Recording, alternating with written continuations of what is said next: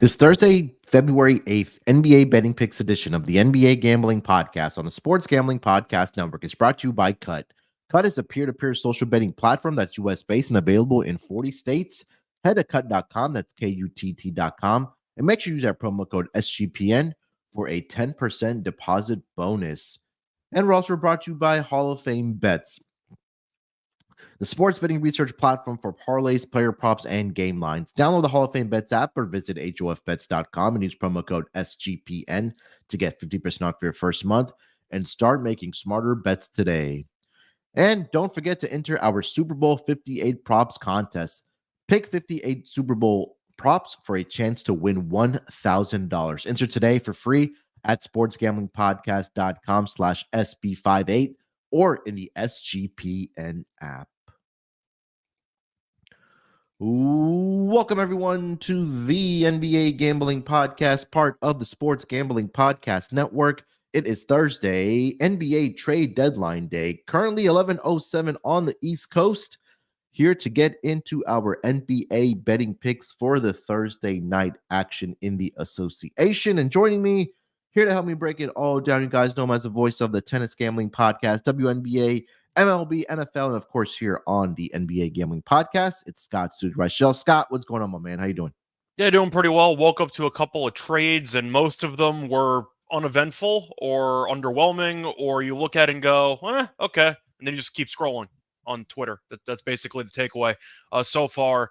I don't know if any trades jumped out to you. I saw that Buddy Hield was finally traded, which means that Miles Turner is the only one who's still left, who's been rumored for about 5 years on Indiana. But Buddy Hield's going to the Sixers in exchange for Korkmaz, who was also rumored to be traded for about 5 years, and 3 second-round picks, and Marcus Morris. So I don't know what Indiana's actually doing. And I'm not going to fully read into it now because there's a long way to go with the show, a lot of games. But Indiana's was supposed to trade Buddy Hield, I don't know, 2-3 years ago when the team wasn't very good. Now the team's decent, and you've been holding on to this guy for so long that you settled for Korkmaz, Morris, and 3 second-round picks? Really? That's all you got for 2 or 3 years of waiting? That's something, I guess. I don't know what Indiana's doing. Are you trying to be good, or are you trying to be bad? Because they're kind of in the middle. Trade away Bruce Brown for Siakam. Then you're going to ship off Buddy Hield. I don't really know what Indiana's doing, but whatever. They'll figure it out as they go, I guess. Yeah, that one, I didn't even notice that one until you just mentioned it there for Buddy Hield. But yeah, pretty underwhelming there on at least the return for the Indiana Pacers. But yeah, I mean, like you mentioned, right? I mean, we saw some of the minor trades starting to go down yesterday afternoon. I know after you and Terrell got done recording, Jazz made some type of move. They also made another trade, I think, this morning surrounding Kelly Olynyk and Ochai Agbaji, headed over to the Raptors, and the Jazz get another first-round pick, and I guess some expiring deals along the way for the Utah Jazz. But I think it's a pretty good. I mean, I think it's a great pickup for Philadelphia. It gives them another scoring, a guy that could score and shoot the basketball next to a guy like Tyrese Maxey. And if they're able to just keep the ship steady until Joel Embiid does return, I think it's a pretty solid pickup to have another shooter around a guy like Joel Embiid. But I know we'll touch on what we saw last night in the association. So,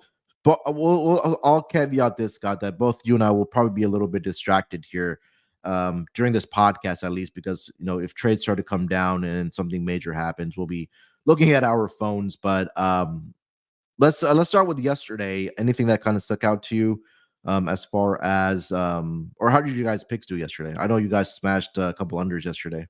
Yeah, it's the same story that I had last week. I've won the locks and I lose the dogs. But I did end up sweeping one of the days last week. But I had the under in the Heat game. That was never in doubt. Second quarter had like 41 points, which definitely set the game back on pace.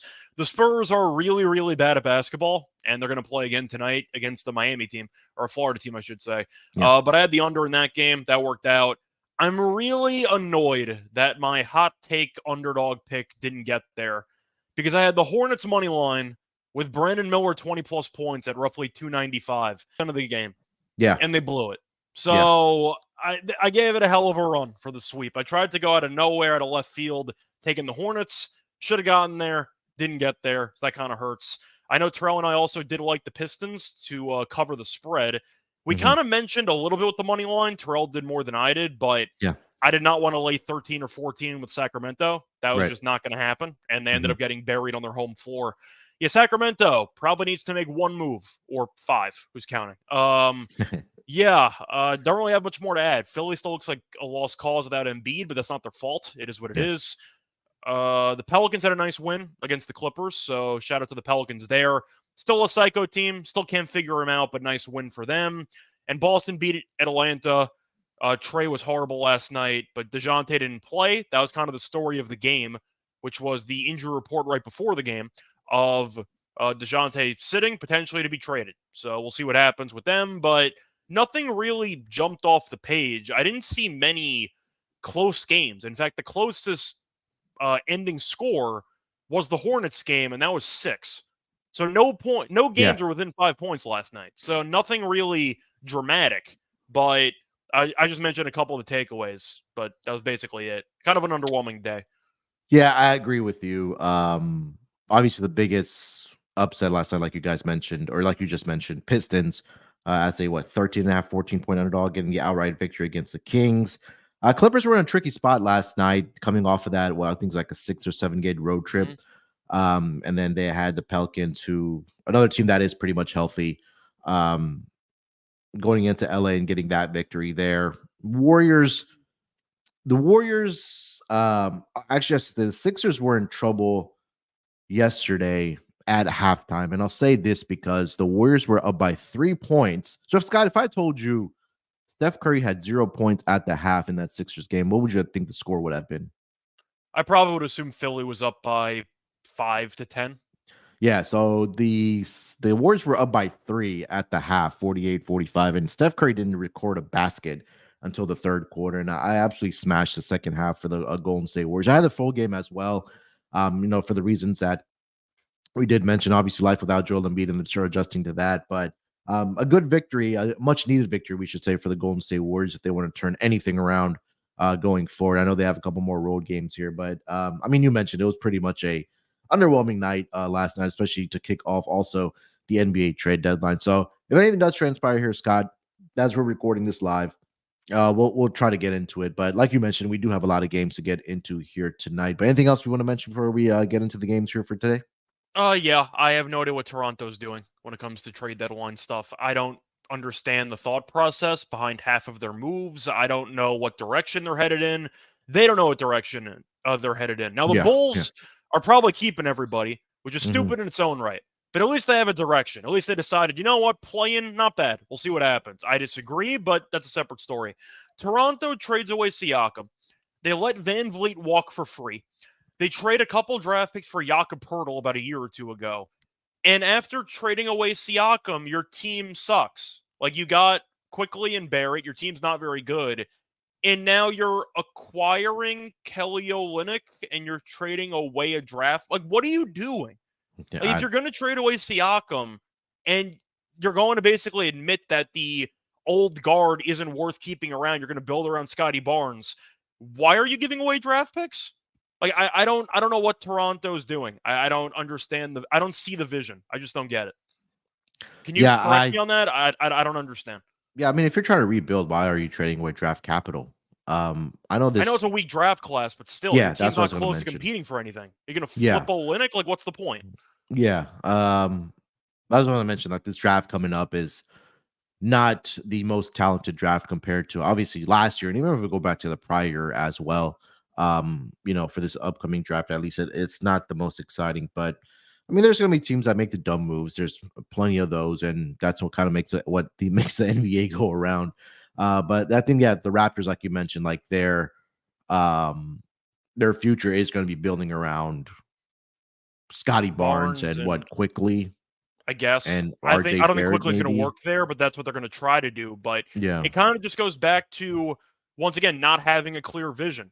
It's like they have one door to tanking and then yeah, one door to being competitive, and you got to pick a lane. You got to yep, figure out what you want to do, because if you were going to actually go for it in general, you probably shouldn't have let Van Vliet walk for nothing during the offseason. I still can't believe they let Van Vliet walk for nothing. So yeah, I know that Masai gets a lot of credit for what he's done bringing championship to Toronto. Mhm. I don't understand what his moves have been the last couple of years. I think he's actually been quite underwhelming I as think a front since office. Yeah, really since. I just have not been a fan of the moves. But they're good at developing prospects. They're good at, drafting.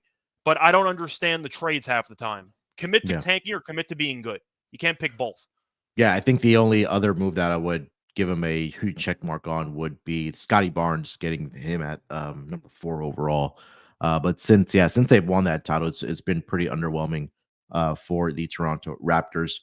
All right, Scott.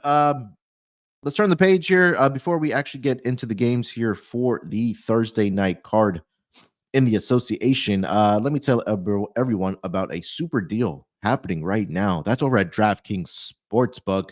Looking for a super offer for the Super Bowl 58? DraftKings Sportsbook has you covered. New customers can bet on the big game and turn $5 into $200 instantly in bonus bets. Currently, right now, the Kansas City Chiefs are still catching 2 points against the San Francisco 49ers.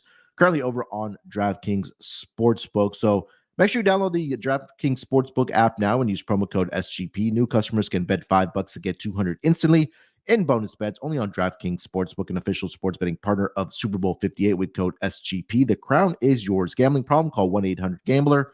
Or in West Virginia, visit www.1800gambler.net. In New York, call 877-8-HOPE-NY or text HOPE-NY 467-369. In Connecticut, help is available for problem gambling. Call 888-789-7777 or visit ccpg.org. Please play responsibly on behalf of Boot Hill Casino and Resort in Kansas. 21 plus, age varies by jurisdiction, void in Ontario. Bonus bets expire 168 hours after issuance. See dkng.com/football for eligibility and deposit restriction terms and responsible gaming resources. And we're also brought to you by Underdog Fantasy. Underdog Fantasy gives you the opportunity to play alongside your favorite fantasy players all season long, whether it's in the NFL, the NBA, NHL, college basketball, college football. Simply pick higher or lower on your favorite players' fantasy stats and cash in. You can win 100x with some spicy plays. Stay tuned at the end of the episode. Scott and I will put together our Underdog Fantasy entry for the Thursday night schedule so you can watch along. Maybe make your own picks and maybe make a little cash over on Underdog's mobile app or website, underdogfantasy.com. And when you sign up with promo code SGPN, Underdog will double your first deposit of up to $100. Again, that's Underdog Fantasy. But make sure you use that promo code NBASGPN for that first deposit bonus of up to $100. Again, promo code NBASGPN. All right, Scott, let's get into the schedule here for tonight in the NBA. Let's start it off here with the first game on the schedule. The Golden State Warriors, who we just talked about, they are headed to Indiana to take on the Pacers. Pacers currently sitting as a 6-point favorite in this game with a total of 249. And looking at the injury report for both of these teams, the Warriors did play yesterday in Philadelphia, like we talked about, got the victory there. But the starters really didn't play a lot of minutes. I know both Draymond Green and Steph Curry didn't play the entire fourth quarter. Draymond only played 18 minutes last night. And I believe Steph Curry only played 25 minutes. The player that played the most minutes last night for the Warriors was Jonathan Kuminga at 29. Andrew Wiggins only played 23 as well. So not heavy minutes logged in that game for the Golden State Warriors as they head to Indiana. For the Pacers, questionable tags for Tyrese Halliburton, Benedict Mathurin, Jalen Smith, and those are your main people on the, or main players, let's say, on the injury report here for the Pacers. Scott, let's start with the side here. -6 in favor of the Indiana Pacers hosting the Golden State Warriors. Yeah, I'll take the Warriors plus the 6. I don't understand this line at all. Golden State looked good yesterday. As you said before, the starters didn't have to play much because they buried Philly in the second half. Indiana's been messing with Halliburton's minutes recently, which is code word for he's still injured, but we got to make sure he ends up qualifying for a Supermax. So we got to play him a lot of every game anyway, so he makes all NBA honors. So I don't know how many minutes Halliburton's going to play or not. We'll see.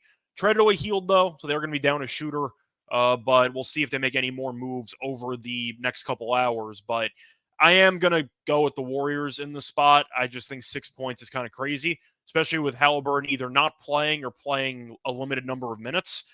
I'm going to take the Warriors. They've been in good form recently, and I do think that based on that, I kind of think they have a shot to win this game. I think 6 is a bit crazy here. Give me Golden State.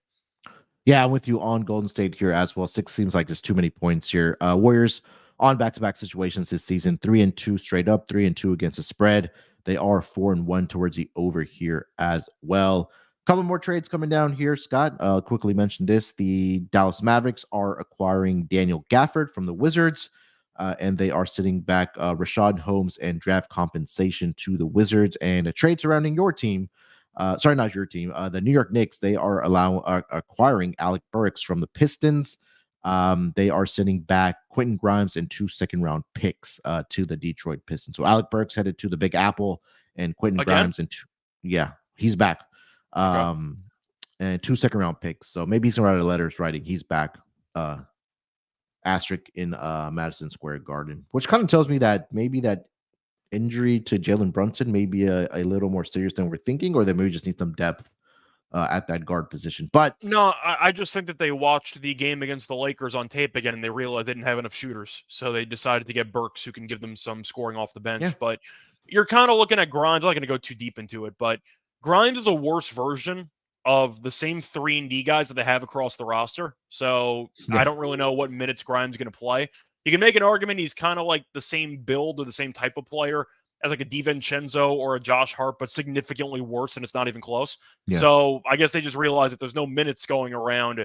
There's no point having 3 of the same type of guy. So now they got a microwave score. Yeah.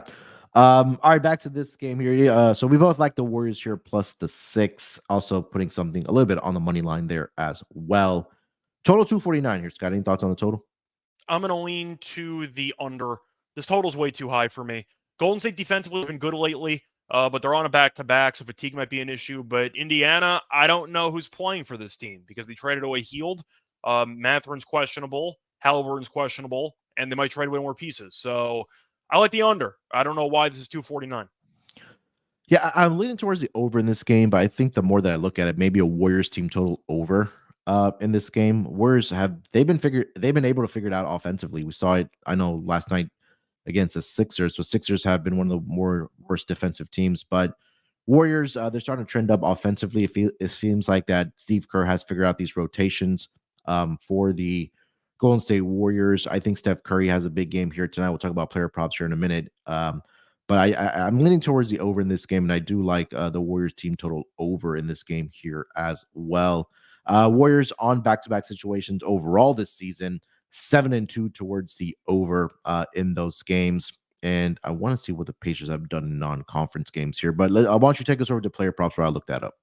Yeah, so for player props, I do think with Hield being out, you're probably going to see more minutes for Nembhard, if I had to guess, or Nesmith. I don't mind Nesmith threes. He's actually been good recently, and he's probably going to get a bigger amount of workload. Since we know Hield, whether he makes or misses his shots, is going to take a lot of them. So I do think that Nesmith and Nembhard might get a few more shot attempts because of it. So there might be a trickle down there. I do think Draymond is a good matchup in this one. The Pacers give up a lot of points in the paint, and Draymond can kind of sneak his way to the rim. But he was kind of quiet yesterday because of the blowout. I think he's in line for what could be a double-double, maybe a triple-double watch. We'll see what happens. But I think Draymond PA is worth a look in this game. Kuminga's been really good. I'll go back to him, and I think that's basically it. Yeah, I was on Draymond's rebounds and assists yesterday over 13.5. That one just didn't get to the window. Like you mentioned, he only played 18 minutes in a blowout. He did finish with 6 rebounds and 3 assists, but last night it was really Andrew Wiggins who was doing the rebounding for the Golden State Warriors. He had a double-double last night. He finished up with 10 rebounds in that game. But again, yeah, like you mentioned, I think that this is just a really good matchup for the Warriors here, both I think on the perimeter and on the interior as well, because they have guys that can rebound the basketball, right? John, you mentioned Jonathan Kuminga, Wiggins. We know that he can rebound. Draymond Green, another guy that can rebound the basketball. You have Kevon Looney in there as well. So I think it's a good spot here for the Golden State Warriors and any player props that you're looking at. I do like Steph Curry in this game here as well. I think it might be an opportunity that where he does get into the realm of 30 to 35 points here tonight after a subpar night last night, especially in that first half. He was 0 of 5, I believe, in the first half. Finished the game with 9 points, only 2 of 7, 1 of 4 from 3-point land, 9 points last night. But again, really didn't need Steph Curry when other guys did step up last night, from the Andrew Wiggins of the world, Kuminga others of the world. Klay Thompson even had 18 points last night for the Warriors. So I think this will probably be the Steph Curry game here tonight. Anything else for this game here, Scott? No, not really. Once again, Golden State in the under. All right. Next game on the board here, Scott. Let's go over to the Florida team that we had mentioned earlier, the San Antonio Spurs. They are headed to play Orlando. Um, right now, as it stands, the Orlando Magic are a 10.5-point home favorite here with a total of 225. Looking at the injury report for both of these teams, San Antonio just does not have one submitted yet because they do get that extra time because they are on a back-to-back. Orlando, pretty clean injury report. Everybody that's on there are guys that are on G League two-way deals here. So healthy squad here for the Orlando Magic. Scott, start with the side here, minus 10.5 in favor of the Magic hosting the San Antonio Spurs. So I'm going to lean to the Magic in this one. Don't feel great about it. The last meeting was close, but kind of. I mean, they were up by 20-something in the third quarter, and they kind of fell apart there in the fourth. But I do think that the under is my favorite play in this game. I liked the under with the Spurs game yesterday against the Heat. I just thought the Spurs offensively have been a mess recently. Defensively, they've been okay. But it's kind of the same story in this game. The Magic play with basically no pace. They're a good defensive team. 225? The total feels massive. Like the first game barely cracked 200, and that was about a week ago. I'll take the under. I don't know why this is in the mid 220s. I think a majority of the scoring is going to come from the Magic in this And they game. don't play with pace. Yeah, and I think that's the one concern I do have. But I mean, you just kind of take a look at what the Spurs are giving up on the road this season, especially in back-to-back situations. So Spurs, I do like the Magic for the full game here. I think they'll blow the doors off of the Spurs here. But Spurs on back-to-back situations this season are giving up 126 points per game, and those games are on the road. They're 3-1 towards the over. They're giving up 133.5 points per game. They gave up 152 to the Pacers, 121 to the Pelicans, 134 to the Trailblazers, and they gave up 127 to the Wizards as well. So I think this opportunity for, I think for the Magic, I think they'll be very efficient offensively. I know they haven't been so over the last 5 games here, but you always get that team that comes to town that kind of cures those offensive woes. And I think that for the Magic, they can take advantage of Spurs defense here. So that number is at 117.5 for the Orlando Magic. I can see them walking into 120 here, even though they do play really slow. I think they can be very efficient offensively and get whatever they want offensively here. So I think that may be part of it on why. But I do like the Magic here to roll in this game here. Player props you're looking at? It's tricky because I think Orlando could blow them out, so you might Yeah. see an issue there. Wemby rebounds kind of feels like an autoplay at this point, just based on the minutes that he plays. It is a back-to-back, so I am wondering if he might get a little bit of a reduction there. But it Yeah. seems like they've taken the training wheels fully off, and they're letting him play basically 30 minutes every game at this point. So I don't mind the actual rebounds for Wemby because somebody's got to rebound. So we'll see what happens. Wouldn't shock me if maybe Zach Collins got traded today, just out of speculation by me. But I do think you're looking at Wemby potentially having a decent double-double. For Orlando, I think Banchero's going to have a pretty good game. Once again, you can go with the usual suspects, but I am a bit concerned about the potential blowout factor. But I do think Wemby, blowout or not, is probably playing around 27, 30 minutes, give or take. So I'll take the Wemby rebounds. Yeah, I'm with you on that. Wemby rebounds. We'll just see how many minutes he does play. Again, like we mentioned, that this could turn into blowouts, or at least for the Orlando side. If you want to look, maybe rebounds for like a Wendell Carter Jr. or Apollo Banchero, something in that neighborhood. I think that is probably a good look as far as rebounds, or at least a big man for the Orlando Magic, because the Spurs have struggled against opposing big men. I think this might be an opportunity where Wendell Carter Jr. and or Paulo Banchero has a big night, at least on the glass here for the Orlando Magic. Scott, anything else for this game? No. That's basically all I have for it. Also want to mention that the Knicks, in addition to getting Burks, also got Bojan Bogdanovic, which is That's a the pretty good main pickup. piece of that trade. Yeah, definitely a good pickup for the Knicks there. They need some scoring. He can't guard anybody, so it's going to be pretty funny watching him like mesh with this defense. But that bench unit's going to be a polar opposite of the starting lineup, because that bench unit might not guard anybody if you have Burks and you have Bojan in the same starting 5 and the same 5 there. But yeah, good for the Knicks. They needed some scoring, and they got what they needed. Yeah, I like that addition of Boyan for the Knicks. So that gives them another bona fide shooter. All right, Scott, before we get over to the next game on the schedule here, let me tell everyone about the props contest right now happening on the Sports Gambling Podcast Network. It's $1,000 winner takes all in the prop contest. It's free to enter. Pick 58 props for Super Bowl 58. Enter today, sportsgamblingpodcast.com/SB58 or in the link in the SGPN app. And we're also brought to you by Cut. Cut is a peer-to-peer social betting platform that's US based and available in 40 states. Peer-to-peer social betting is a new and better way to bet. Bet directly against your friends or other users on sports, politics, pop culture, and other events with verifiable outcomes. And it's a tons of fun social features that give it a feel of a betting social network. Cut even offers lower VIG and fully customizable odds. You don't have to pay that extra VIG to the books. No, Cut takes that away. You can create your own bets. Cut even handles the payment side of things, so you never have to chase anyone down for money. Social features includes group chats, betting leaderboards, head-to-head history, user profiles, fan groups, and more. They also have a rewards program. Get cash back every single time you bet against your friends or other users. And our partners at Cut are giving away $5,000 to the user who refers the most new depositors by the end of Super Bowl weekend. All you have to do is invite your friends to sign up for Cut via the invite friend button on your dashboard and have them deposit before Monday. The user with the most depositor referrals will get 5,000 in side credit automatically added to their account next week. And remember, Cut is the peer-to-peer social betting platform that's US based and available in 40 states. Head to cut.com, that's KUTT.com, and use promo code SGPN for a 10% deposit bonus. And we're also brought to you by Game Time. Hey, maybe you want to get out to a ball game for your basketball team, or you want to get out to the hockey game, wherever the case might be, or there's a music concert that's in your area, or a comedy show, or a theater show that's near you. Let Game Time take away the stress of having to buy those tickets. With killer deals on last-minute tickets, their best price guarantee, you can stop stressing over the tickets and start getting hyped for the fun you're going to have. Their app is so easy to use. They have great flash deals and last-minute tickets available. It's easy to find and buy tickets, like I mentioned, for every kind of event in your area. The best part I love is that you actually get an image of your seat view before you actually buy the ticket, so you won't have any surprises when you actually get to that venue.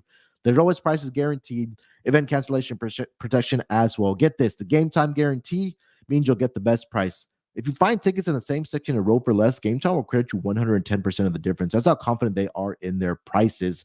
Buy tickets in a matter of seconds, 2 tips, and you're all set to go. Tickets are sent directly to your phone, so you never have to dig through your email box. Download the Game Time app or create an account and use promo code CFBX for $20 off your first purchase.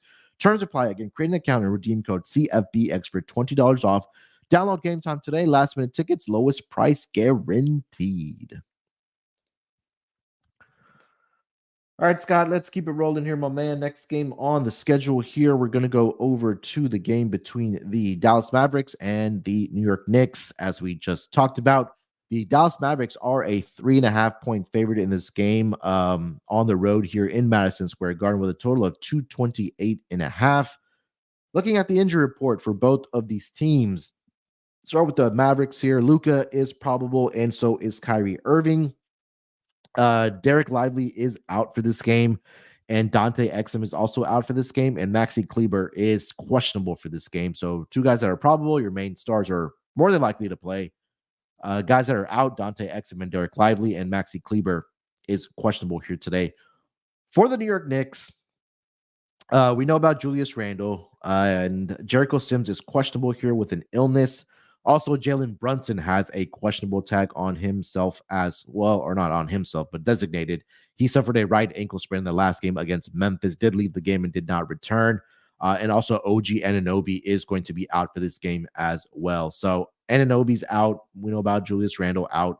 And then 2 questionable tags for Jalen Brunson and Jericho Sims here. Scott, let's start with the side here. -3.5 in favor of the Mavericks. What are you thinking about this game? I don't really like going against the Knicks in general, especially at home, but I am going to point out they are missing a lot of guys. So this does kind of tempt me to lean to Dallas. Dallas had a good win against the Nets. Not exactly that hard, but they won the game comfortably. I think I am going to lean to Dallas.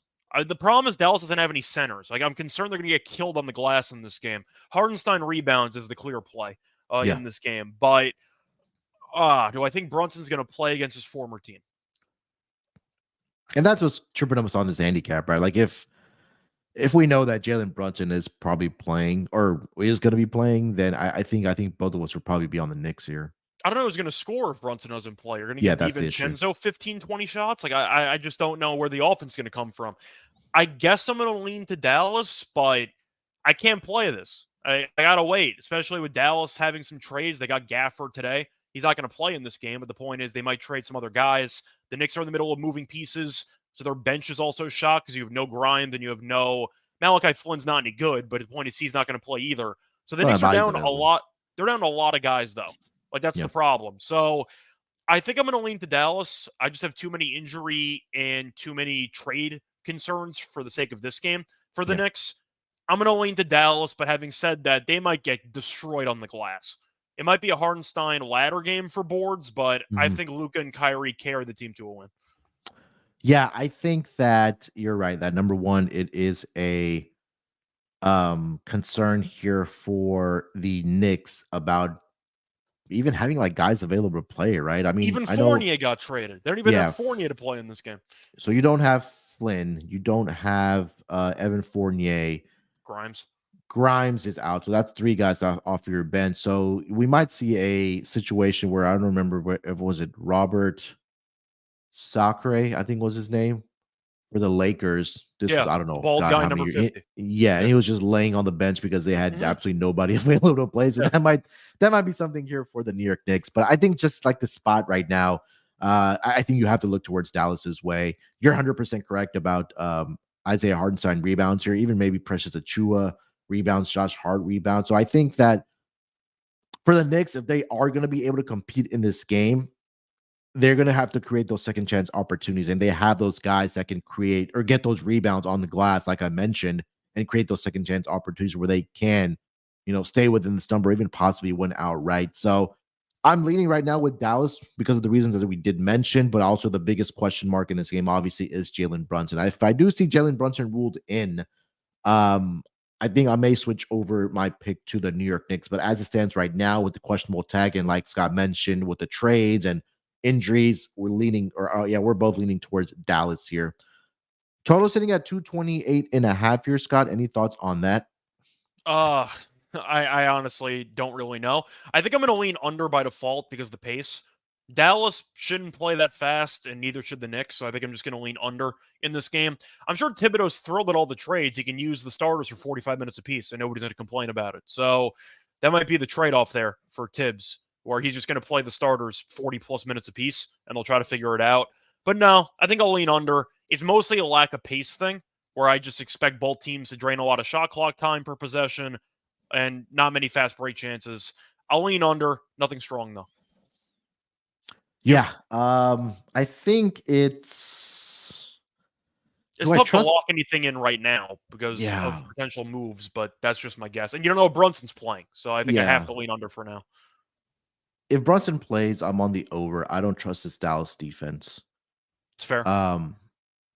They're like bottom 5 over the last 5 games, and I know that Sixers, like you mentioned, like they're having trouble scoring, right? Just because, again, Maxi's he had an illness the other night, and I think he had 3 fouls in the first quarter against Dallas that kind of disrupted their rhythm. And after that, there's like just such a significant fall off. And I think it's something similar here for the Knicks as well. That if Brunson doesn't play, there's a significant fall off on who's going to score. Versus on the Dallas side, you have Kyrie, you have Luka, and I think that's more than enough for this Dallas Mavericks team to score. Yeah. So I think if Jalen Brunson does ruled in, I'll get on the over. But as of right now, I am on the under. So again, guys, take this game with a grain of salt right now because of the injury concerns and the lack of bodies, at least for the New York Knicks. Anything else? Player props. I know you mentioned Hartenstein rebounds. I don't see it listed yet, obviously, because we're waiting for all the guys to be ruled in and ruled out who's playing for the Knicks here. But anything else? Yeah, part of me likes Josh Green in this game. His points prop is at 10.5, which feels a bit low to me. I know you could argue with the amount of bodies and quality scoring options Dallas has. Green might not get many shots. Plays a lot of minutes, though. In the last 10 games, he's averaging 33 minutes a game, give or take. He's gone over this number in 4 straight, gone over this number in 6 of 7. Solid player in general, and I do think that he's in line for a pretty good game here. You're looking at his career against the Knicks. He faced off against them earlier this season, and he had 18 points. in the lone meeting. So I think Josh Green at 10.5 is a bit low. I'll go with the over on him. Yeah, I do like the angle for Josh Green. Seems like he obviously is starting to get a little bit more minutes here. He should. He's a good player. Yeah. Yeah, I mean, there's nothing much really listed. I mean, do I think Luka is going to have a big game in Madison Square Garden? Yes, but I mean, that's just it's just a square play there. I mean, his points total set at 33.5. I mean, that's pretty much the norm for. Of course, I like DiVincenzo props if Brunson's either in or out, because he's going to get a massive amount of volume. So DiVincenzo doesn't have props listed either, so it's tough to actually give out player props in this game. It's mostly on Dallas, but yeah, I think DiVincenzo is going to keep chucking it. I don't mind DiVincenzo threes. Last game, he had 32 points, did DiVincenzo. But again, like you mentioned, it's just crazy. Volume. Yeah. All right. Anything else? No, that's basically it. All right, let's keep it rolling here. Next game on the board, we have the Cleveland Cavaliers. They are headed to Brooklyn to take on the Nets here. Currently, the Cavs are a 6-point favorite in this game with a total of 225.5. We did see the Cavs play yesterday in the nation's capital, took care of business in that game. Didn't cover the game, but they did get the outright victory behind a 40-point effort from Donovan Mitchell. And now they are headed to Barclays Center to take on the Nets. Currently looking at the injury report, nothing yet submitted for the Cleveland Cavaliers. For the Brooklyn Nets, where's Brooklyn? Just blow up the team already, man. I've been waiting for a year and a half. Just blow up the team.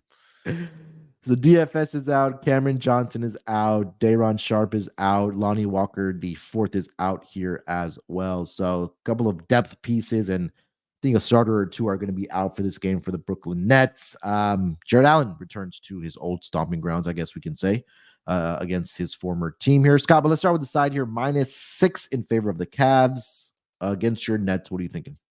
So the Cavs screwed me last night. I had the -10.5 against Washington. They were covering the final minute, didn't get there. But I mean, they've been so good. Like they've won what, 7 straight at this point? Like they've been the hottest team in the league because the Clippers lost last night. Mm-hmm. The Knicks have been hot as well, but still, the Nets aren't good at basketball. Like I've been saying this for a while. They were fun earlier this season because they were being mispriced by the odds makers, but they just took time to fully crater, and they did.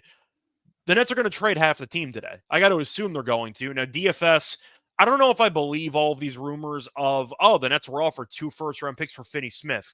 If you were offered 2 first-round picks and you didn't take it, you should throw Sean Marks out of the building physically. Yeah. You should toss him off the 3rd story. But no, the point is Royce O'Neal's probably going to get traded. DFS might get traded. They can trade anybody. Claxton's due a big contract during the offseason. Maybe he'll get traded. Like, I can't take the Nets. If we're talking about teams that might be shorthanded, the Nets might be bad and shorthanded. So I'm going to lean to the Cavs here. I know they're on a back-to-back. Scheduling spot, not great, but still, the Nets should be missing a couple of pieces in this game. So I'm going to go with Cleveland anyway. Yeah, I mean, like you mentioned, Cleveland has just been so good thus far this season. They're not getting talked about enough. On the road, 15-8 straight up, 12-10-1 against the spread are the Cleveland Cavaliers. I think this, like you mentioned, that this might be another game where you may have a lack of bodies if there are trades that transpire for the Brooklyn Nets here. So they're already out, like with the guys that I mentioned on their injury report. But I mean, somebody comes knocking on the door for Mikal Bridges offering you 4 or 5 first-round picks. I mean, I've seen those rumors as well. I'm not trading Bridges at this point. I still feel like it's the sunken cost fallacy with them, where they traded Durant away and he was the main piece back. And if they admit that they're trading Bridges away, then they're just going to, in their minds, admit they lost the Durant trade.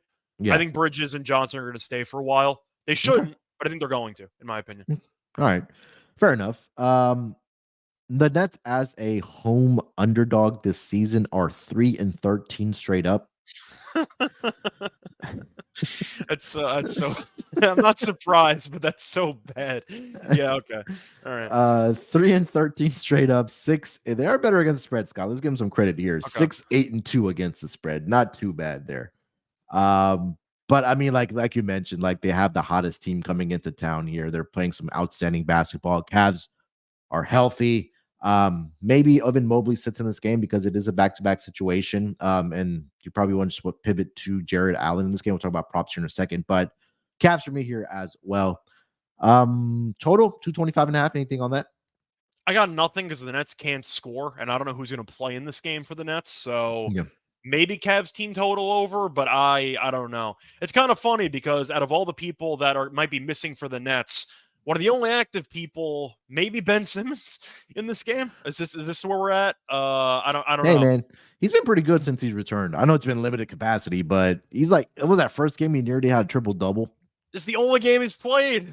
Oh, is he really? He played 18 minutes. I'm trying to remember if he played one game after that. He played like 18 minutes or so, and then they had a minute restriction for him, or they had an injury maintenance game. And it was like he played 15 minutes. Like, what the hell are we doing here? But yeah, I think he might have played 2 games. He's fine. Played 3 games. Sorry, he's played 3. Okay. Yeah. Whatever. Point is, the minutes are like 18, 14, and 20. The stat lines are fantastic for the record. It is. But, I mean, sure. Like, the Nets aren't a good team, and Cam Thomas has been really bad recently, but he's going to keep shooting. So, maybe if you want to take his props, if you think the Nets keep it close, but I can't handle another Cam Thomas 2 for 18 game. I can't handle it. So, Dinwiddie better be off my team. Royce O'Neal should be off my team. Finney Smith should be off my team. The entire roster should be off my team. Like, admit your team sucks and move on, but they're not going to. So we'll see what happens. I mean, I got to take Ben Simmons rebounds and assists in this game. You can take him triple-double if you think he's going to play 25 minutes. Somebody's going to have to do stuff for this. Yeah.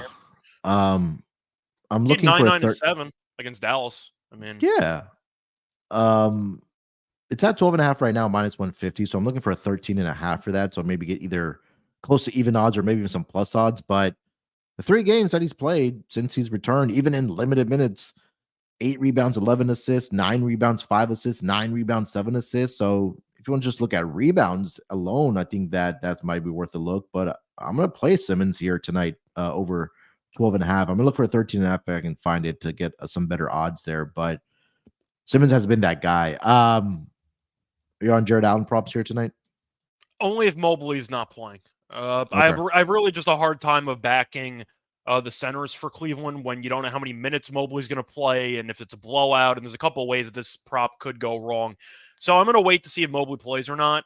Mobley PRA, though, has been decent for me recently, but I'm not going to touch it. I don't think it's worth anything for me right now.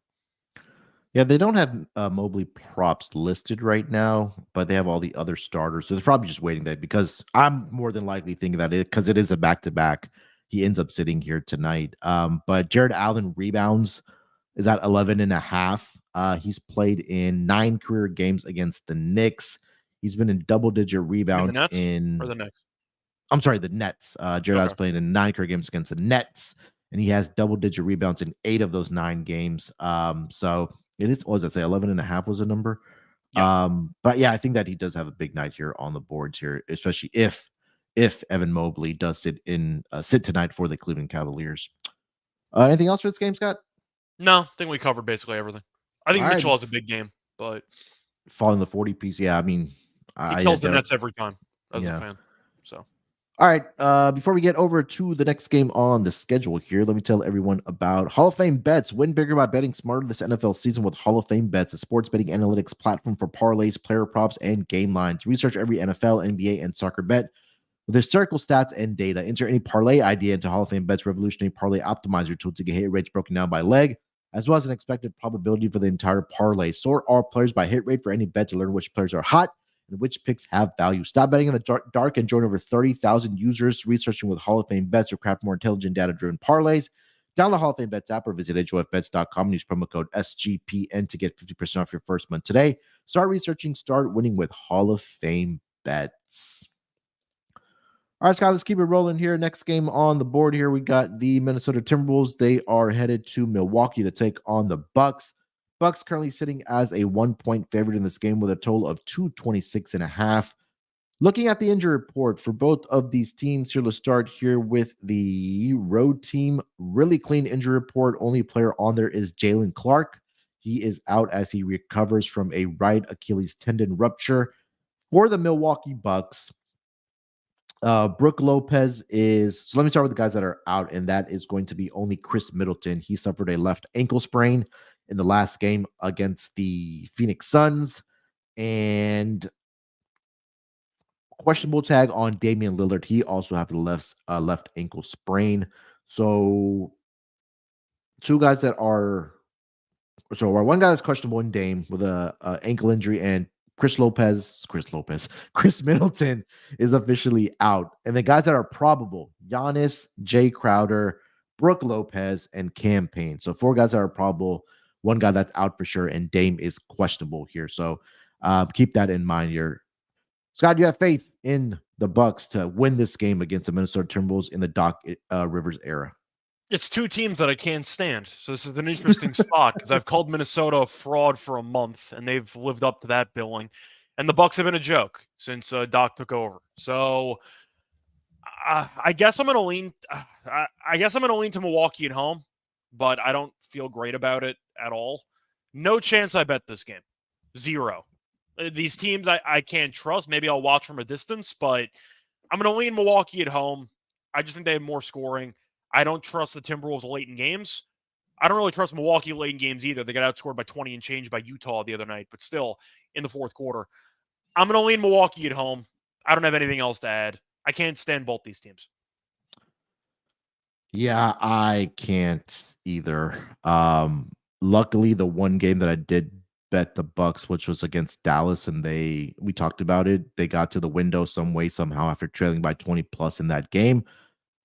But I just don't think I can get there with the Bucks here yet. I just need to see them figure it out. And again, with the plethora of injuries that we just talked about, I mean, I know guys that are probable here, but with Dame questionable and with Chris Middleton out, I think that for Giannis, he may have a difficult time getting to the basket because now you are dealing with Rudy Gobert anchoring the rim protection for this Minnesota team. But Minnesota's been a team that I want to back at home, but on the road this season, they are 16-11 straight up, 12-15 against the spread. It's been opposite for them at home. And again, for the Bucks, Doc Rivers, I just don't get it. I really don't. But I'll lean with the Bucks. It's funny since we though. talk about It's everything. funny. I appreciate the comedy associated with the move.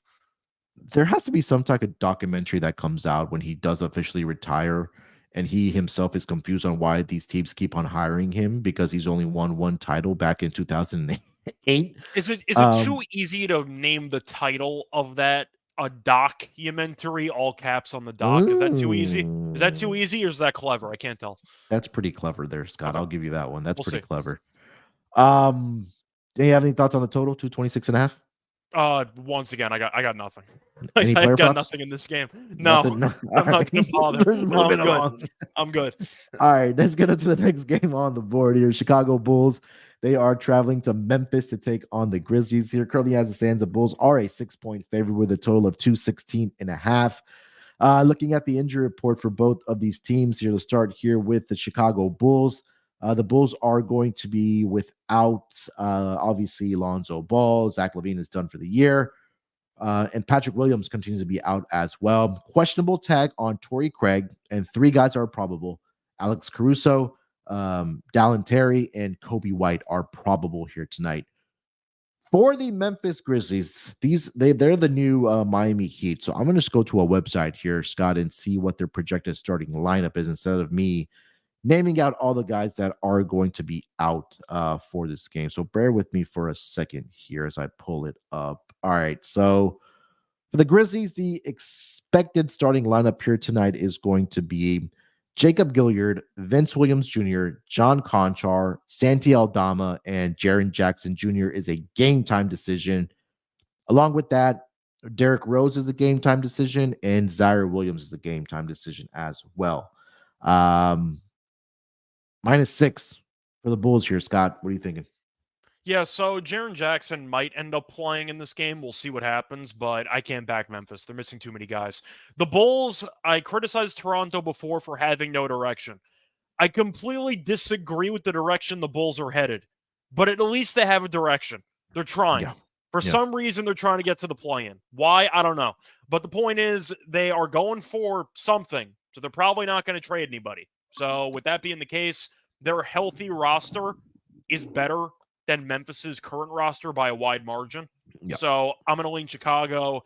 Yes, they're a bad road team. Yes, I don't like laying points with this team, but I do think in this spot, Memphis, they play really hard. They're not very talented. That's pretty much it for me. I'm going to lean to Chicago in the spot. I think it kind of goes back to what we talked about, like with the Sixers and with the Knicks, at least for tonight, is that do they have enough scoring to keep, I don't want to say keep up with the Bulls, but what the Bulls can do offensively. And they have guys that can put the ball inside the basket. Where with the Grizzlies right now, it's like who I think that one consistent score for them has been Vince Williams Jr. More than that, after that, it's kind of trying to figure out, it's a crapshoot, like who's going to be that second guy that kind of steps up and provides that scoring power. I know they scored 113 against the Knicks, but that was like in the fourth quarter where a lot of those points came for the Memphis Grizzlies, and they backdoored that cover there. But yeah, I'll lean with the Bulls here as well. I don't love it. Like you mentioned, don't like laying points with the Bulls, especially on the road here. But with this Grizzlies team, they are just absolutely decimated by injuries right now. Any thoughts on the total? I think I'm just going to lean under because Memphis might not reach 100 in this game. But once again, it's tough to tell with the potential moves. We saw Tillman got traded yesterday to the Celtics. I'm assuming the Grizzlies are not done. If anybody else is alive to trade, they're probably going to trade him. So we'll see what happens, but they might be selling off more guys. So I'm going to lean to Chicago in the under, but I'm not sure who Memphis even has to suit up for this game. I mean, maybe even Chicago trade some guys here. We don't know. Again, I think this is a day where you probably want to wait up until at least after the trade deadline before you put in some bets here for some of these teams that, you know, could possibly make some moves here. So I think that definitely have to keep that in mind here. Player props, anything you're looking at? I might be tempted by Scottie Pippen Jr. again for his points because somebody's gonna have to shoot the ball in this team. Vince Williams once again, somebody's gonna have to score. So I don't mind taking whoever's left on this roster. Kobe White's been good. I will go back to that. The rebound should be incredible for Chicago, but I kind of hope it's not going to happen. But I kind of hope they go back to the Twin Towers lineup they used against Minnesota, where they just have Drummond and Vucevic on the court at the same time, and they just win the rebounding battle by 20. Like, I'm kind of hoping they just do it. They're not going to, but I hope they do. Give me the rebounds for Vucevic if he starts. I just think Memphis can't rebound the ball. Yeah, I was looking at Vucevic rebounds in this game here as well. The number for that is 11.5 here tonight for Vucevic. That is a player prop that wanted to mention here. Let's quickly see how he's done against the Grizzlies in his career. Let's see here. Oh, okay, I'll try to find that because it's not letting me do it right now. But I will look at Vince Williams Jr. Like I mentioned, he's been the one consistent scorer. Don't see it, excuse me, listed just yet. I only see Chicago Bulls players because, again, like we mentioned about the injuries that the Grizzlies have right now. But yeah, anything else? No, that's basically it. All right, let's keep it rolling here for the next game here, Scott. Let's go over to the Detroit Pistons. They are headed up to Portland to take on the Blazers here after their upset victory last night against the Sacramento Kings. Blazers currently sitting as a 5.5-point favorite in this game with a total of 228. Let me look at the updated number because this line may have changed after the trade transpired for the Pistons. So that number is now up to 6.5 in favor of the Blazers, and the total is now at 225. So let me adjust this banner before we actually get into the game here. So 6.5 for the Blazers and 225 is a total, the updated number after the trades here. So injury report for the Pistons, not yet one submitted because they did play last night, but no Bojan Bogdanovic and no Alec Burks. For the Portland Trailblazers, guys that are out, Shaedon Sharpe is out and Moses Brown is out. Questionable tags for DeAndre Ayton and Scoot Henderson, and probable for Jabari Walker and Jeremy Grant in this game. Scott, let's start with the side here, -6.5 in favor of the Blazers hosting the Detroit Pistons.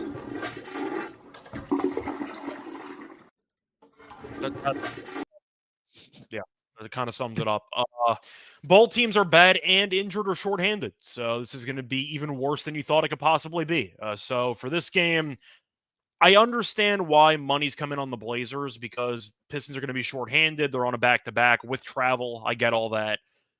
Do I really want to lay 6.5 with a team that might be missing a couple of their main guys? I guess since Simons is still active and Grant's probably going to play, I guess I'm leaning to Portland. I guess Gallinari is ugly.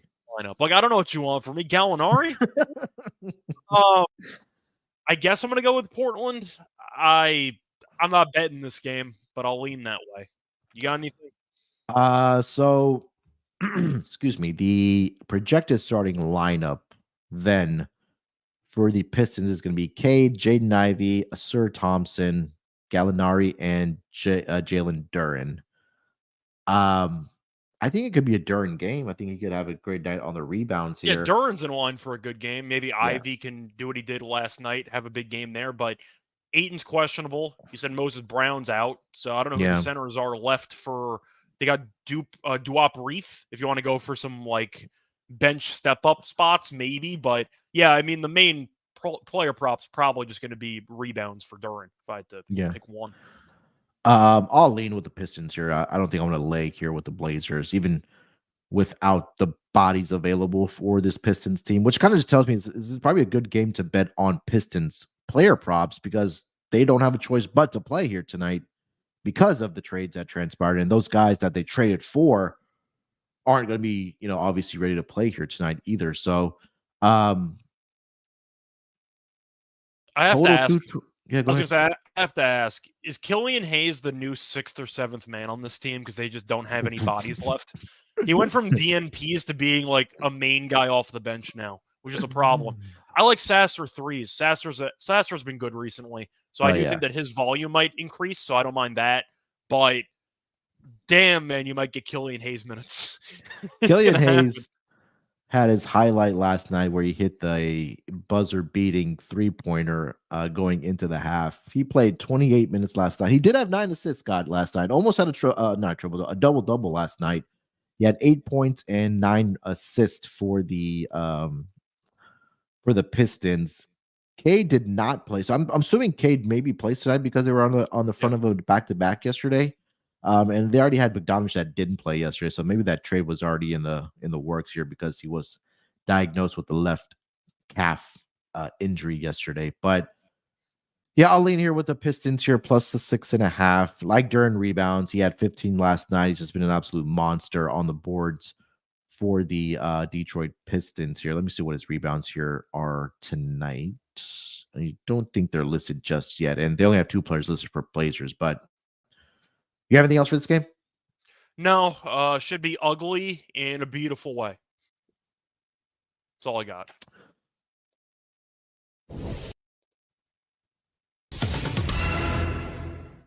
I forgot to mention, it's your favorite player's birthday today here, Scott. It's Killian Hayes' birthday? You want to... Not your other favorite player. My other favorite player.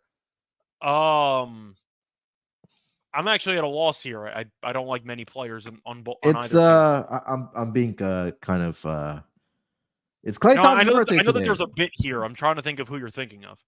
Klay Thompson's birthday today, Scott. Oh, well, he might get traded. So on his birthday. so I don't know if that matters. You might get I don't know if we've seen a birthday trade game before, but he might not play. God. So we'll see what happens. Could you just imagine?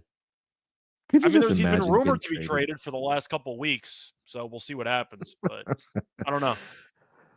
All right. Let's keep it rolling. Game yesterday, so he might end up getting traded.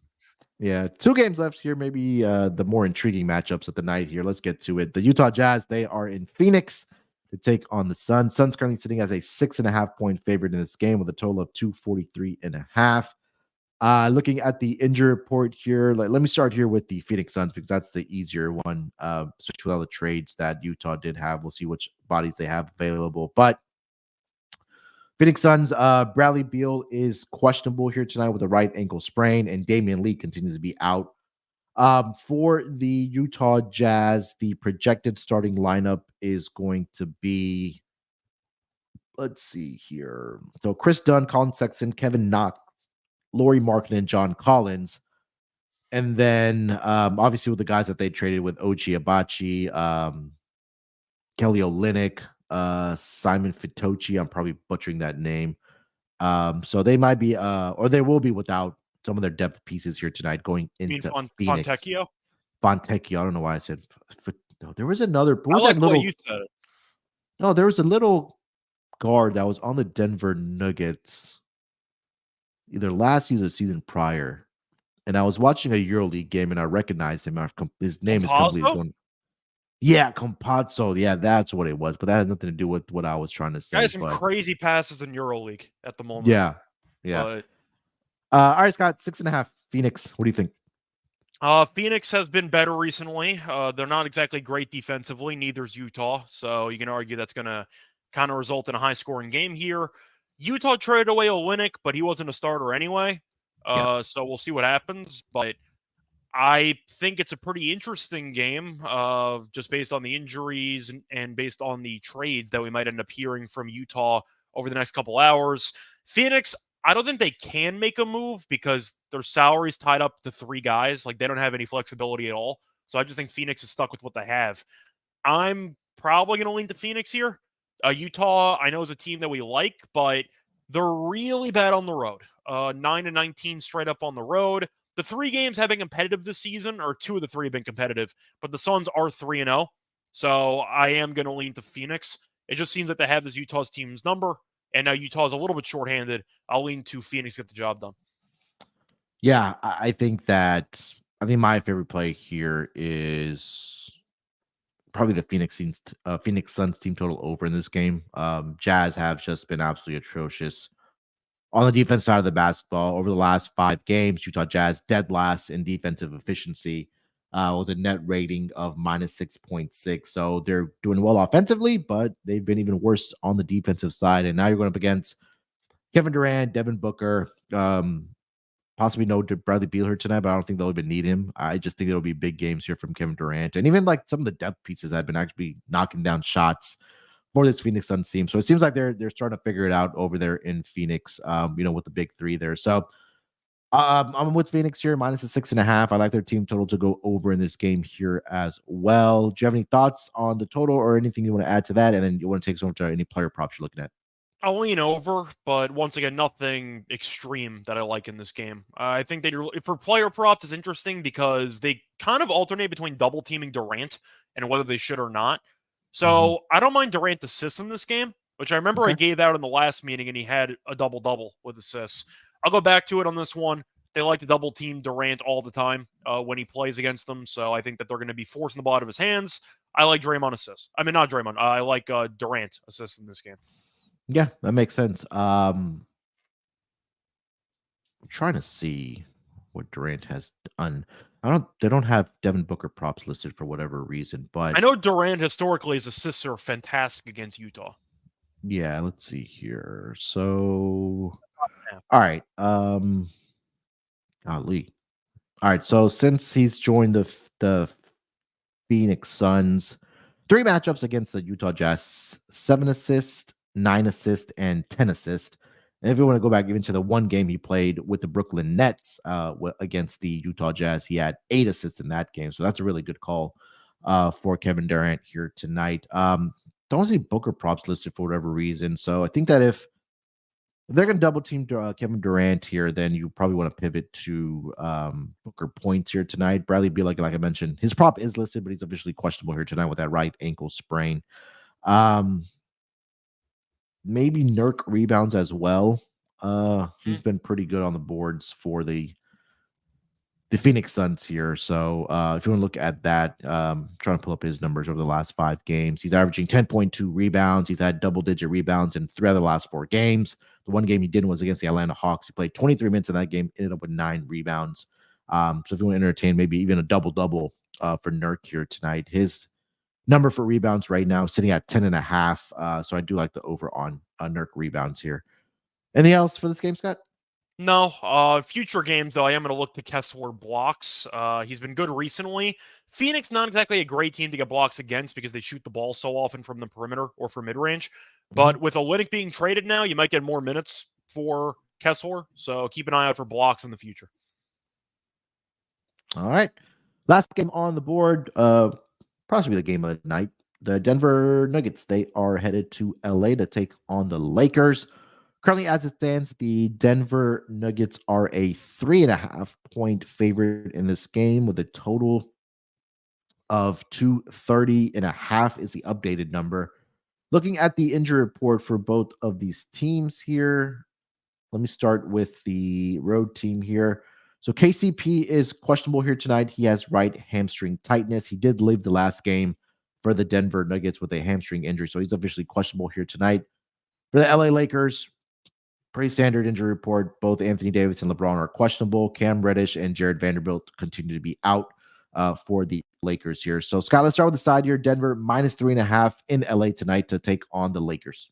Yeah, I'm going to lean to the Lakers in this game. I want to wait to see if there's any trades that the Lakers make or not, but Denver, not a great road team. I do think KCP not playing is actually a big deal because he's their best perimeter defender by a decent margin. And I do think that the Lakers at home, maybe it's a nice game for the players remaining on the roster to have a sigh of relief that they're still on the damn team. So maybe they play a bit freer without having to worry about the trade deadline speculation over their heads. So maybe it's a decent spot mentally for the Lakers. But the line's short.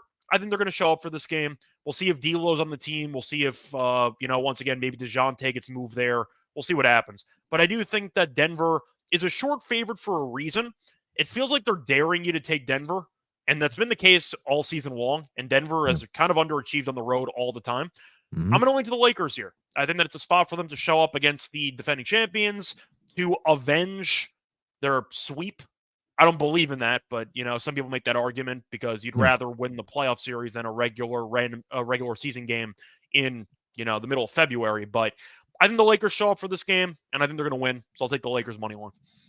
Yeah, you mentioned the Denver Nuggets have struggled mightily on the road this season. They are 14-12 straight up, but they're just 9-16-1 against the spread, only covering 36% of their road games thus far this season. And the Lakers, they have had 2 days off here. They played on Monday against the Hornets, did get the victory there, did not cover the number, but they were traveling back after a very long road trip for themselves as well. And they had 2 days off to kind of, get their affairs in order and whatever the case might be. And they've been really good at home this season, 17-8 straight up at home, 12-13 against the spread, but they are in the underdog role here. So I do like the Lakers in this game here with you as well. Probably be the dog of the day here for me, but Lakers +3.5. Put money down on that money line here as well for the Lakers here. So, and like you mentioned, I think that for them getting swept, I think that's maybe leaves a sour taste in the mouth of some of the guys that were on this roster for the Lakers last season in the playoffs. Another birthday in this game here, Scott. We have Rui Hachimura's birthday here for the Lakers here today. So want to throw that out there as well. Total is sitting at 230.5, has climbed just a tick here. Any thoughts on the total? It's really a tough call because I do think if the Lakers win this game, that benefits the under or the over, in your opinion? I think if Lakers win this game, it benefits the under. That's kind of what I think, so I think I'm leaning under. Yeah, and Lakers have been a team that's been cashing towards the under at home this season. Trying to pull up those numbers here. So they're 15-10 towards the under, 60% to the under thus far this season. And let me just take a look. I think head-to-head against the Nuggets here. I'm trying to pull that up here. Let me see. This is the first matchup this season, but going back to let's say 2021. Yeah, not much there. 6-5, slightly towards the over there. But yeah, Lakers, for whatever reason, they end up playing defense at home. And for whatever reason, they don't do that on the road. So I'll stick with the Lakers and the under here. Player props, what are you looking at? Jamal Murray. I do like the overs for him. Last time I checked, the Lakers are a good team, so Jamal might actually show up tonight. So I'm going to take his overs. I think he's in line for a good game. Jokic's triple-double might be worth a look. I'm kind of curious how the Lakers are going to defend him. Because a lot of teams have had success letting Jokic score and trying to stop his facilitating, but you have Anthony Davis. So do you just prevent him from getting to the rim and you're just going to let him get a bunch of assists? I'm going to lean to the latter. I think they're going to let Jokic have a very small amount of points. Might have a triple-double with like 18 points or something, but I do think triple-double is worth consideration for Jokic in this game. Jokic has put up back-to-back triple doubles against the Lakers. They did play earlier this season back on October 24th, where the Denver Nuggets won that game in Denver, 119-107. That was the first game of the regular season. Just to Jokic ask, by finished the way. Yeah. Yeah, you said a triple doubles. What were the point totals for Jokic in those games? So the last two, this dates back to last season, January 9th, 14, 11, and 16. And then he did have 29 in that opening night matchup against the Lakers. But just make sure that Anthony Davis, yeah, he did play in that game. He So better he did have have played. 29. It was the first game of the season. He better have played in that game. What's Jokic's point total right now? I'm probably guessing it's around 25 and a half. If I had to I'll make a check guess. right now. Because he's kind of been around this number, or at least average wise. 31, 23, 25, 14, and then 29 is the last 5 games head to head against the Lakers for Jokic. He is at, sorry, just pulling it up. 27 and a half. Okay. Feels a little high to me. What's Murray at? Murray is, sorry, let me just pull this up. Jamal Murray points tonight is set at 24 and a half. I think I'd probably get there with Murray. Yeah. You have anything else for the Lakers side or any other player props? No, I am wondering though who's going to capitalize the most since KCP might not be playing tonight defensively. So Christian Brown. Well, Brown's going to capitalize a lot for the Nuggets. I'm saying on behalf of the Lakers because defensively he's their best perimeter defender. He wouldn't get assigned LeBron. It's probably going to be Aaron Gordon. So yeah, Reeves, D'Lo, like who would be matched up on? Who would KCP get? I think it would be a D'Lo. I don't mind a D'Lo game if he's still on the roster. So yeah, we've mentioned that. I think that the tune changed when D'Lo just absolutely started looking like Steph Curry out there for that stretch where his name was in trade rumors. But he has, I mean, he was 5 of 12 against the Hornets from 3-point line. He had 28 points in that game. Yeah, maybe if you want to look at D'Lo, either 3-point prop or his point overall, I think that's definitely worth a look here tonight for the Lakers. Anything else for this game, Scott? No, I think we covered everything. All right, that was the last game of the schedule here for tonight. Let's get over to our lock and dog for the schedule here tonight, and then we'll put together our Underdog Fantasy entry here for tonight. You want to lead us off? Yeah. So for my lock, I think I am going to go back to that Nets game. I'm going to do it. It's a fun bit, but I do like to play anyway. Give me Ben Simmons over 12.5 RA. Definitely not taking points. Give me the RA at 12.5 at about -135. Simply put, he's been very good, historically speaking, against the Cavs, going through the last couple of games against them. 19, 17, 18, 15. So he's gone over that. He's played less than 25 minutes in 2 of those 3 games, by the way. 2 of those last 3, and he still went over. But 12.5 is too low, especially with the Nets probably trading away half the supporting cast in the next couple hours. So this line might move. Give me Simmons over 12.5 RA in the spot because he's one of the only bodies left on the team. For my dog, though, I am going to go to Durant. I'm going to take Durant over 6.5 assists at +135. I mentioned the numbers against the Jazz in the past. They double team him all the time, and as a result, his assist numbers are really good against Utah. 5.5's been good, 6.5's been good, but I am going to take 6.5 here as my dog. I just think it's a good spot. +135 is a good price. Let's take it.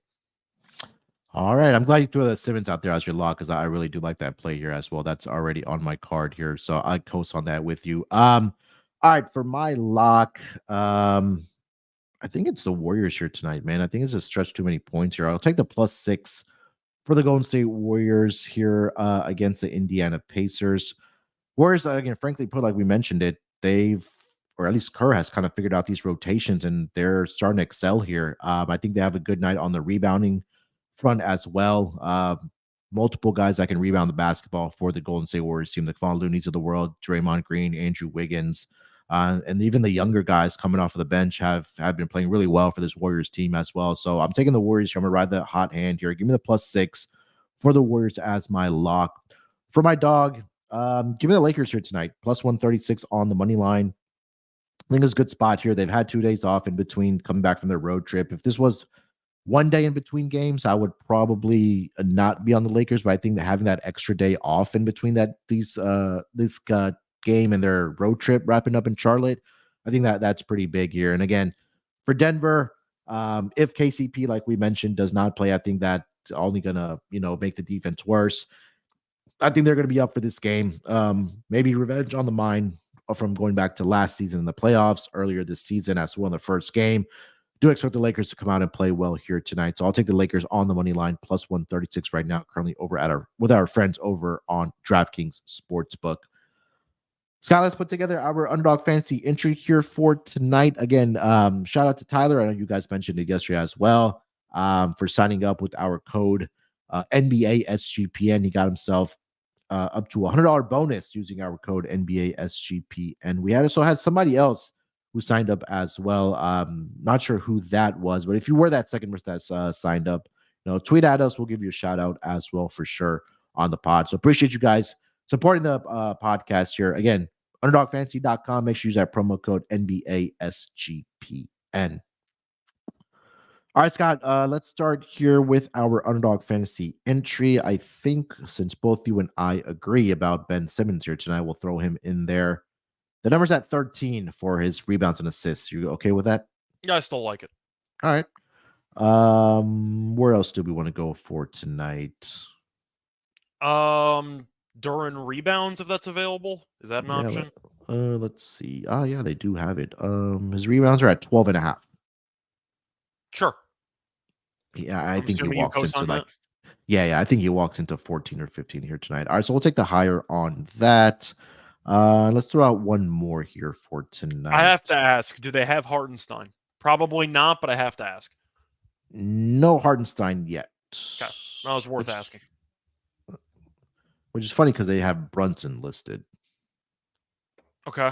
Well, it makes sense Brunson listed because if he doesn't play, then it's just voided anyway. So yeah. I want to throw out Allen, but we're not sure if Evan Mobley plays here tonight. I mean, I don't know if you want to run back Durant assists. I don't know if you just want to tail both plays, but let's do that. 5.5.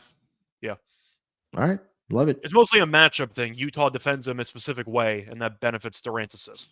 Yeah, I'm with it. All right, so our entry here for tonight is going to be Ben Simmons, rebounds and assists, higher 13. Jalen Duren, 12.5 rebounds will go higher on that. And then Kevin Durant, 5.5 assists will go higher on that. That $20 entry will get you a return of $120 currently over on on underdogfantasy.com. Make sure you use that promo code NBASGPN and you'll get that first deposit bonus of up to $100. If you already have an account, grab your wife's phone, maybe your significant other, your siblings, your child, if they are of legal age, grandma, grandpa, whoever the case might be. Do us a favor, support the show, NBA SGPN. Scott, that's going to wrap it up, my friend, for this edition of the NBA Gambling Podcast. The trades are trickling down as we speak. So hopefully, maybe there's something significant. Maybe you do something like you guys can cover it tomorrow. Maybe we could do something live tonight. We'll see what transpires on this trade deadline. But at least for NBA fans, one of the more exciting days of the year. But all of our eyes will be glued either to the TV or to our phones, waiting for these trades to come down here. But anything else you want to mention before we get out of here? No, I hope I get a lot of notifications involving the Nets over the next couple hours, trading away some pieces. But yeah, go Ben Simmons tonight. That's all I got to say. Yeah, there we go. All right, make sure to follow Scott on X. That's at Reichel Radio. You can follow me there as well at SportsNerd824. Appreciate everybody that has subscribed to the NBA Gambling Podcast YouTube channel.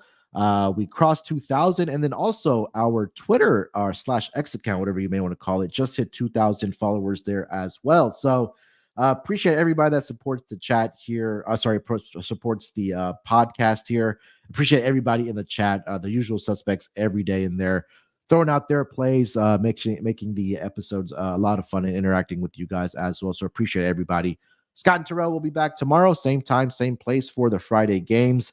Till then, good luck with your bets here tonight. Let's break these books off and let it ride.